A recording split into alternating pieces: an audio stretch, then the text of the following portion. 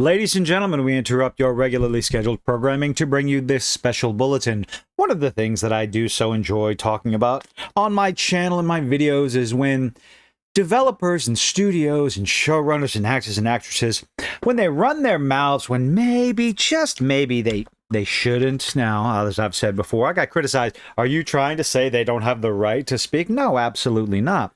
Everyone, I do believe, should have the right to say whatever they want to. The platform to put all their thoughts and their opinions out there into the interwebs. And, well, some of the things that my channel and other channels like me like to do is to point and laugh at the foolishness of the things that you're saying because, well, there are consequences for our words, and I like to point and laugh. And in this case, of course, we have a massive subject that I've been pointing and laughing at, and that would be Dustborn. In this article from That Park Place, John F. Trent goes, Dustborn developer Red Thread Games claims response to game, quote, has been drowned out by a tidal wave of hate and abuse. Now I'm sure, beyond a shadow of a doubt, they will provide receipts, of course, because you can't sit there and make an accusation like that, a tidal wave of hate and abuse, unless, well, without receipts, unless you consider negative criticism as hate and abuse. Well, let's see what this article goes on to say. In a post to the company's official account on X, it wrote, since we first announced Dustborn, we've read your comments and listened to your feedback. Of course you have. Your feedback, hopes, and wishes for the game. Over the past 4 years, our team has poured their hearts into telling a story that's deeply meaningful to us. Ladies and gentlemen, I finished Dustborn. I suffered through it. I did it, put my money where my mouth is, and oh my goodness, what on earth kind of story were they trying to tell with this? Your main protagonist uses hateful actions, hateful words to get the things that she wants. She bullies people to doing what she wants. That's not... Gnome is the one that gaslights. I'm going to have to purge the memory of their names out of my head. Gaslighting, canceling, bullying, all these other things. These are not positive abilities, but those are the abilities they gave to the protagonist in this game. Okay, and it's deeply meaningful to the developers. A story about the power of words. Bully, cancel, okay, about building a world where everyone can feel safe, about love and friendship and robots, of course. You made a game where you can bully a character to do what you want. One of your friends, one of your bandmates in this game, you bully them, which in the end ends up having one of the authorities tracking them down. So, a bad idea. Anyway, let's continue. The company continued, we expected Dustborn to spark conversation and debate, and looked forward to engaging with our partners, all 43 players playing in the last 24 hours, in a positive and constructive fashion. Unfortunately, the conversation has been drowned out by a tidal wave of hate and abuse. What hate and abuse? Criticism for your nonsensical game? Poor dialogue? The end, oh my goodness, the end speech that PAX goes on makes absolutely no sense based on the entirety of the game. My. It then declared, we welcome thoughtful feedback and respectful criticism. That is a bold-faced lie because you locked down the comment section. We embrace discussion and debate. Yet another lie. But we have zero tolerance for hate speech, harassment, and threats of any kind. Well, when you lock down the discussion, you don't want any discussion whatsoever. Those who engage in such behavior will be removed from our community. Well, here's an idea. You unlock the discussion on Twitter, which we all know you're not going to do because any criticism is negative. Any criticism is hateful. Any criticism is harassment. That is what this particular ideological side has decided. Most of the people that I talk about, they will claim harassment, threats, bullying when they lock down their threads, they lock down their accounts. They have no receipts whatsoever, no proof that any of these things are actually happening. The one time that did happen, it was actually the person making the claims that made the account and made the post himself. But let's keep going with the article. These people don't want discussion. They want to preach. They want to push out the threats. I mean, the entire game of Dustborn was hateful. The main protagonist was hateful. You bully your friend to do something they don't want to do. Let's continue. To everyone else, thank you for coming on the journey with us.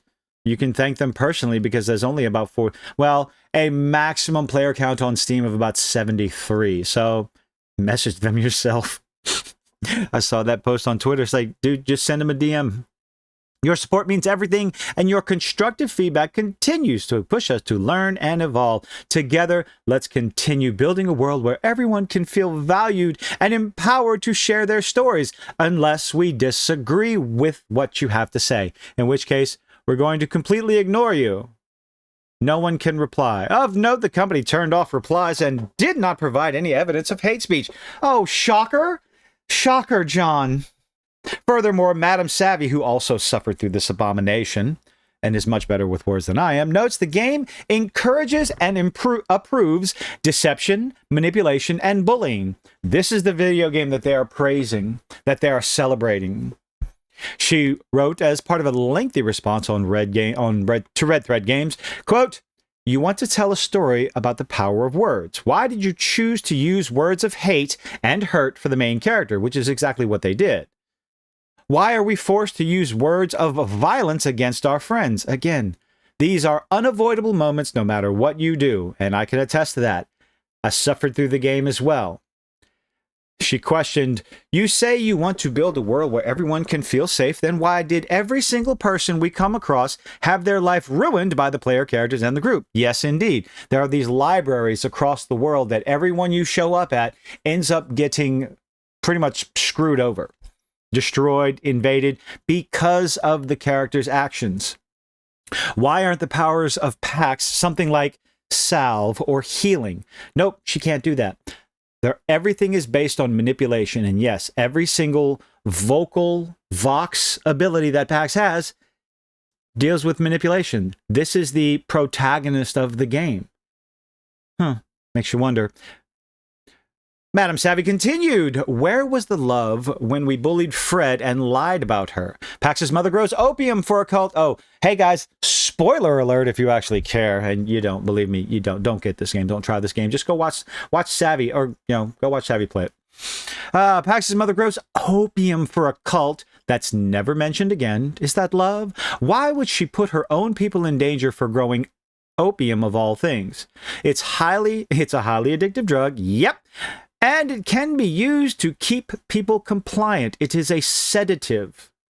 But you gotta do what you gotta do. I'm sure you understand why.